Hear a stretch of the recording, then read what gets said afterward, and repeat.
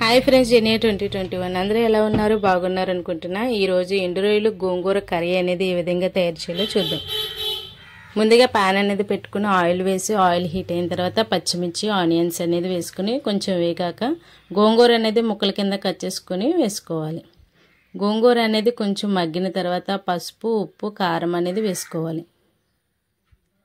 ఈ విధంగా వేసి మరొకసారి కలుపుకోవాలి.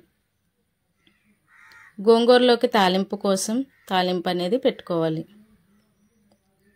జీలకర్ర, వెల్లుల్లిపాయి, ఎండుమిర్చి, కరివేపాకు ఇవన్నీ కూడా వేసుకుని తాలింపు పెట్టుకోవాలి. రొయ్యలు అనేవి శుభ్రంగా కడుక్కొని ఆయిల్లో వేసి వేయించుకోవాలి. తాలింపు ఎండు రొయ్యలు కూడా గోంగూరలో వేసుకుని మరొకసారి కలుపుకొని దగ్గరగా వచ్చే వరకు ఉడికించుకోవాలి. ఎండు రొయ్యలు గోంగూర కాంబినేషన్ సూపర్గా ఉంటుందండి. ఒకసారి ట్రై చేసి చూడండి. ఈ వీడియో కనుక మీకు నచ్చినట్లయితే లైక్ చేయండి, షేర్ చేయండి, సబ్స్క్రైబ్ చేయండి. Thank you to all.